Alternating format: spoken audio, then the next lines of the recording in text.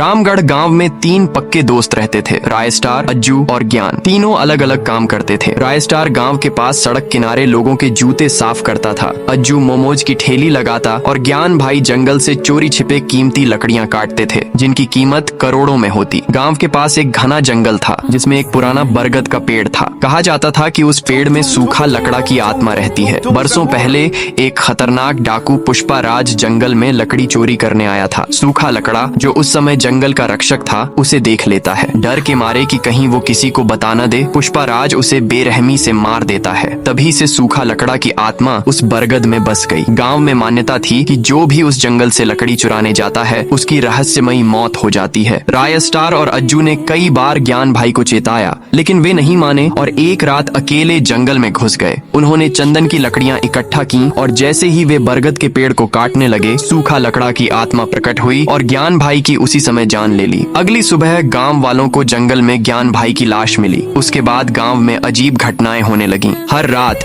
सूखा लकड़ा अपने सोने के बाज को गांव भेजता। वो बाज हर रात एक इंसान को उठाकर जंगल ले जाता और अगली सुबह उसका शव मिलता। गांव में डर का माहौल फैल गया। अब यह सब रोकना जरूरी हो गया था। रायस्टार ने हिम्मत दिखाई और सीधा जंगल की ओर निकल गया। बरगद के पेड़ के पास पहुंचकर उसने जोर से पुकारा, सूखा लकड़ा, तुम गांव वालों को क्यों डरा रहे हो? तभी सूखा लकड़ा प्रकट हुआ। उसकी आंखों में आंसू थे। उसने कहा, मैं कभी इस जंगल का राजा था। सारी लकड़ी, जानवर, पेड़ सब मेरी जिम्मेदारी थी, लेकिन पुष्पा राज नाम का दरिंदा आया और मुझे मारकर चला गया। मैं बदला लेने के लिए भटक रहा हूँ। रायस्टार ने कहा, मैं तुम्हारे साथ हूँ। अब मिलकर उस दरिंदे को सबक सिखाएंगे। इधर पुष्पा राज अब सोनपुर में रहता था। उसने कई टन चंदन की लकड़ियां जमा की थीं और मासूम लोगों को मारकर उनका धन लूट लेता था। रायस्टार और सूखा लकड़ा ने मिलकर एक योजना बनाई। एक रात पुष्पा राज फिर से उसी जंगल में लकड़ी काटने आया। तभी जंगल में भयानक गूंज उठी। सूखा लकड़ा और रायस्टार बरगद से प्रकट हुए। पुष्पा राज भागने की कोशिश करता है, लेकिन तब तक बहुत देर हो चुकी होती है। सूखा लकड़ा अपनी ताकत से उसकी गाड़ी समेत पुष्पा राज को उड़ा देता है। उसका बदला पूरा होता है। सूखा लकड़ा ने अपना वादा निभाया। उसने ज्ञान भाई को फिर से जीवित कर दिया और खुद शांति से बरगद के अंदर समा गया। गांव में फिर कभी कोई रहस्यमयी घटना नहीं हुई।